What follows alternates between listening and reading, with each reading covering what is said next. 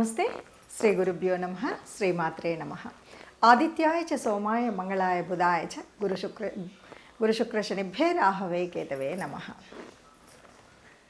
మనం ప్రతినిత్యం కూడా ప్రకృతిలో బతుకుతున్నటువంటి ప్రతి జీవరాశికి ఖగోళంలో ఉన్నటువంటి ఆ గ్రహాల ప్రభావం అనేటువంటిది పడుతుంది.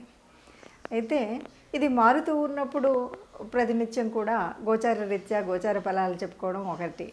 ఇది కాకుండా మనకి ఈ గ్రహాల మార్పు అనేక రకాలుగా ఉంటాయి. ఒక్కొక్కసారి కొన్ని గ్రహాలు వెనక్కి వెళ్ళడం అంటే వక్రగతి అంటాం. ఈ వక్రగతి దగ్గరికి వచ్చేసరికి వాటి వల్ల ఫలితాలు మారుతూ ఉంటాయి. అలా ఈ వక్రగతిగా వెళ్ళడము అనేటువంటివి ఎలా ఉంటుంది అంటే, నిజం చెప్పాలంటే మనకున్న గ్రహాల్లో సూర్యచంద్రులు ఇద్దరికీ అసలు వక్రగతి ఎప్పుడూ ఉండదు. రాహుకేతువుల్ని కనుక తీసుకున్నట్టయితే ఎప్పుడూ వక్రగతిలోనే ఉంటారు. ఇక మిగతా గ్రహాలు ఏవైతే ఉన్నాయో అవి అప్పుడప్పుడు వక్రగతిలోకి వెళుతూ ఉంటాయి. అవి మనం పుట్టినప్పుడు వక్రగతిలో ఉండొచ్చు, లేదా ఇలా మధ్యలో వక్రగతి వస్తూ ఉండొచ్చు. అలా వక్రగతి వచ్చినప్పుడు ఫలితాలు విభిన్నంగా ఉంటాయి. అలా ఆలోచించినప్పుడు మనకు ప్రస్తుతం శని వక్రగతిలో నడుస్తుంది. అదేవిధంగా 2024 ఆగస్టు 6 నుండి 26 వరకు దాదాపుగా ఈ మధ్యకాలంలో బుధుడు వక్రిస్తున్నాడు. సరే, అన్ని గ్రహాలు వక్రిస్తున్నాయి అన్నారు కదా. ఇలా వక్రించినప్పుడు మరి ప్రత్యేకత ఏమిటి అని కనుక మనం అనుకున్నట్టయితే, బుధుడి యొక్క వక్రగతి అన్నప్పుడు పెద్ద తేడా ఏం లేదు. శని వక్రగతి అన్నప్పుడు పెద్ద తేడా లేదు. ఆ సమయం ఏదైతే వక్రగతి సమయం ఉందో అప్పుడు కొన్ని ఫలితాలు అయితే వస్తాయి. కానీ ఇప్పుడు ఈ 24 ఆగస్టులో జరుగుతున్నటువంటి ఆగస్టు 6 రోజు మారుతున్నటువంటి మార్పులో ఒక ప్రత్యేకత అయితే ఉంది అని చెప్పచ్చు. ఎప్పుడైనా సరే శనికి బుధుడికి ఒక సంబంధం ఏర్పడినప్పుడు ఒక యోగం ఏర్పడుతుంది. ఆ యోగాన్ని శశబుధ యోగం అంటారు. మరి శశబుధ యోగం ఇప్పుడు ఎలా ఉంది అంటే, వక్రగతిలో 2 గ్రహాలు కూడా వక్రగతిలో ఉన్నప్పుడు జరుగుతుంది. ఇది ఒక ప్రత్యేకత.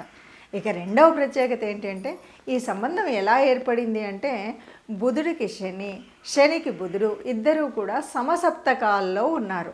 ఇలా సమసప్తకాల్లో ఉన్నప్పుడు ఈ వక్రించినటువంటి 2 గ్రహాల యొక్క ఫలితం వల్ల మనకు జరిగేటువంటి ఈ యోగం ఏ రాశి వారికి ఎలా ఉంటుంది, ఎట్లా ఉంటుంది. అసలు ఎప్పుడైనా సరే శశబుధ యోగం అంటేనే ఆర్థికంగా చాలా అభివృద్ధిని సాధించే విధంగాను, అభివృద్ధిగా ఉండేలాగాను, ఏదైనా పనులు కాని పనులు అయ్యేలాగాను, మనకు ఏ రకమైనటువంటి ఇప్పటివరకు ఉన్నటువంటి ఆలోచనలు, ఊహలు ఏవైతే ఉన్నాయో, కార్యంలో పెట్టాలి అనుకున్నటువంటి ఏవైతే ఉన్నాయో అవన్నీ కూడా కార్యంలో పెట్టడానికి అనువుగా ఉండేటువంటి పరిస్థితి శశబుధ యోగంలో ఉంటుంది.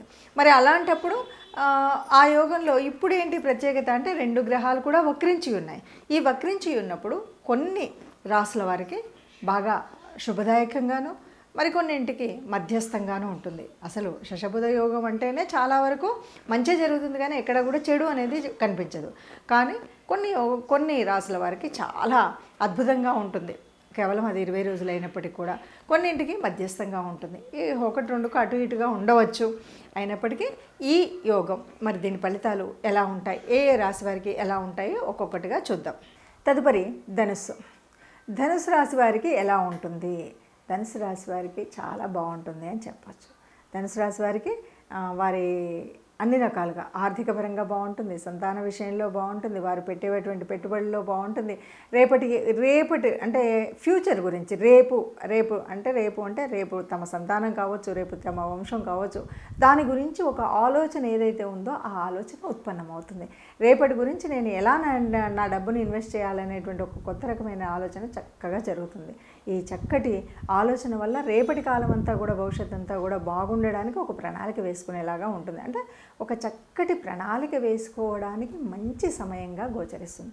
అంతేకాదు మనం ఇప్పుడు ఏదైతే ఆర్థికంగా వచ్చేటువంటి పెట్టుబడులు మనం పెడుతున్నామో ఇది రేపటి కాలం కోసం మంచి పెట్టుబడిగా మారగలిగేటువంటి స్థితి ఈ మధ్యలో మనం ఈ 20 రోజుల కాలంలో చేయబోయేటువంటి పెట్టుబడులు కానీ, వ్యాపారాలు కానీ, ఒక ఆలోచన విధానం కానీ అన్నీ కూడా రేపటికి ఫలవంతంగా ఉపయోగపడే విధంగా ఉంటాయి అని చెప్పచ్చు. ఒక్కొక్క రాశికి ఈ విధంగా ఉంది అని మనం చూస్తూ ఉన్నాం కదా. ఇప్పుడు ఈ రాశికి ఇలా ఉంది అని చెప్పేటప్పుడు మరి ఇలాగే ఉంటుందా, దీనికి ఏం చేయాలి, ఎలా చేయాలి అంటే, ఒకటి, ఎవరికైనా సరే శశబుధ యోగం అనగానే ఇది మంచినిస్తుంది. కొన్నిసార్లు ఇవ్వకపోవచ్చు. అయితే ఇక్కడ ఒక్కొక్కసారి ఎలా ఉంటుందంటే మన జన్మజాతకంలో కూడా ఈ బుధుడు మంచి స్థానంలోను శని మంచి స్థానంలో ఉండి వారికి ఆ యోగం ఉన్నట్టయితే ఇక్కడ ఫలితాలు చాలా అద్భుతంగా ఉంటాయి. ఇప్పుడు జరగబోయే ఈ 20 రోజుల్లో అద్భుతమైనటువంటి వారి అంటే ఫ్యూచర్ ప్లానింగ్కి మంచి ప్రణాళిక వేసుకోవడానికి చక్కటి కాలం. ఎందుకంటే బుధుడు అంటేనే ఆలోచన శక్తి. ఆ ఆలోచనని కర్మరూపంలో పెట్టేటువంటి వాడు కర్మకారకుడు శని. మరి ఈ ఇద్దరి యొక్క యోగం వల్ల వచ్చేటువంటి స్థితిలో చక్కటి ఆలోచన ప్రయోజనం ఉంటుంది, వాళ్ళకి కావాల్సినటువంటిది జరుగుతుంది. కానీ అలా అందరికీ ఉంటుందా అంటే అందరికీ మరి పుట్టుకతో ఆ యోగం ఉండకపోవచ్చు. మరి లేని వాళ్ళు ఇప్పుడు ఈ గ్రహరీత్యా జరుగుతున్నటువంటి మార్పుల వల్ల వచ్చినటువంటి ఈ యోగాన్ని వడిసిపెట్టేటువంటి ప్రయత్నం అయితే చేయాలి. ఎలా చేయాలి, ఏం చేయాలి అంటే అందరికీ ఈ యోగం యొక్క ఫలితం అయితే ఉంటుంది. వక్రగతిలో ఉన్నప్పుడు ఎవరికైతే ఈ బుధుడు కానీ శని కానీ యోగకారకుడు కానటువంటి గ్రహాలు ఉన్నాయో వాళ్ళకి పనిచేస్తుంది. అంతేకాదు ఎవరికైతే అంటే శనికి సంబంధించినటువంటి రాసులు ఏవైతే ఉన్నాయో వాటిల్లో పనిచేస్తుంది. అట్లాగే బుధుడు అంటే ఇప్పుడు ఇది జరుగుతున్నటువంటిది ఎక్కడ జరుగుతుంది అంటే సింహం నుండి కర్కాటకం వక్ర దశలో కదా, అక్కడ కూడా కుంభం నుండి మకరం వైపు వెళ్తున్నటువంటి దిశ శనిది. సో ఈ 4గురికి కూడా అద్భుతంగా ఉంటుంది. అంతేకాదు బుధుడికి మరి ఈ ధనుర్రాశిలోను మీనరాశిలోను ఈ 2 రాశులలో కూడా అద్భుతమైనటువంటి ఫలితం ఉంటుంది. ఎందుకంటే ఇక్కడ కోణాధిపత్యం ఉన్నటువంటి ఇది అవ్వడం వల్ల వీళ్ళకి ఈ రాశుల వారికి చాలా అద్భుతమైనటువంటి ఫలితం అయితే ఉంటుంది. మరి వీళ్ళు కాకుండా మిగతా వాళ్ళకి అందరికీ ఎలా ఉంటుంది అని మనం చెప్పుకున్నాం కాబట్టి దీనికి తప్పనిసరిగా మనకి ఏం కావాలి, ఒకవేళ అలా ఉన్నా మనకి మంచి రెమెడీ కావాలి. అంటే ఒకవేళ ఈ 20 రోజులలో మనం చేయాల్సినటువంటి పని ఏముంది, ఏ రకంగా చేస్తే ఈ వచ్చినటువంటి యోగం మన జీవితంలో కూడా కొంత సత్ఫలితాన్ని ఇచ్చి మంచి ఆలోచన పద్ధతిని ఇచ్చేటువంటి పరిస్థితి ఉంటుంది అని కనుక ఆలోచించినట్టయితే బుధుడు అంటే ఈ బుధవారము రోజైనా బుధుడికి సంబంధించిన ఏదైనా సరే విష్ణుమూర్తికి సంబంధించినటువంటి ఆరాధన చేసినప్పుడు తప్పనిసరిగా ఏదైనా మనకు అనుకూలం కానటువంటి పరిస్థితి ఉన్నది అనుకూలంగా మారగలుగుతుంది. అందువల్ల విష్ణుకు సంబంధించినటువంటి విష్ణు సహస్రనామార్చన కానీ విష్ణు దేవాలయాలకు వెళ్ళడం కానీ లేదు రాముడికి అంటే విష్ణుమూర్తి యొక్క అవతారాలకు సంబంధించిన ఏ అవతారమూర్తినైనా సరే మనం పూజించడం, కీర్తించడం, స్మరించడం, ఆ గుడికి వెళ్ళడం, ఆ తత్సంబంధమైనటువంటి వస్తువుల్ని ఎవరికైనా దానం చేయడం, ఇలాంటి పనులు కనుక చేసినట్టయితే ఈ శశబుధ యోగంలో జరగబోయేటువంటి మనకు మంచి జరగడానికి కావాల్సినటువంటి శక్తి, ముందుగా కావాల్సినటువంటి ఆ ఉత్పత్తి సమయం ఏదైతే ఉందో అది జరుగుతుంది అని చెప్పొచ్చు.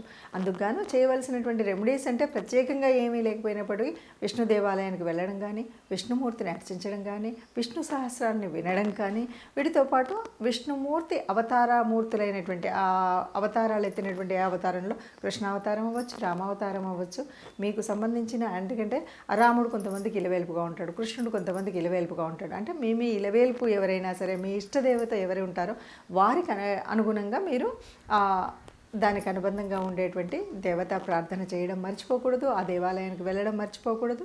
ఆ సంబంధితమైనటువంటి అంటే బుధవారాలు శనివారాలకు సంబంధించినటువంటి వ్రత నియమాలు తప్పనిసరిగా పాటించాలి. బుధ శని వ్రత నియమాలు ఏముంటాయి అంటే బుధవారం అనేసరికి మనకు విష్ణుమూర్తికి సంబంధించినటువంటి రోజు. అలాగే ఆ రోజు మనం ఏదైనా దానం చేయాలంటే ఆకుపచ్చ రంగు వస్త్రం అయితే ఆకుపచ్చ రంగు, కూరగాయలు ఇలాంటివి దానం చేసినప్పుడు ఆ ఆకుపచ్చకు సంబంధించినటువంటి వస్తువులను దానం చేయడం ఒక పద్ధతి. అలాగే గోగ్రాసం ఇవ్వడం. ఇంతే కాదు మరి శనికి సంబంధించినంత వరకు మనం ఏం చేస్తామంటే శని అంటే వృద్ధులకు సేవ చేయడం, ఎవరైతే కర్మచారులు ఉన్నారో వారికి కావాల్సినంత ఇంత ఆకలి తీర్చడం కోసం చేయాల్సినటువంటి పని.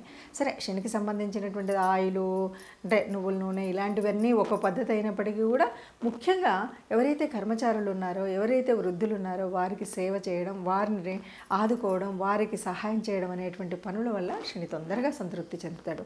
ఇలాంటి పనులను చేసినట్టయితే చక్కగా మనం అనుకున్నటువంటి కోరికలు తీరుతాయి. మనం అనుకున్నట్టుగా ఈ 20 రోజుల ఈ యోగం ఏదైతే ఉందో అది మనకు కూడా అనుకూలించే విధంగా ఉంటుంది.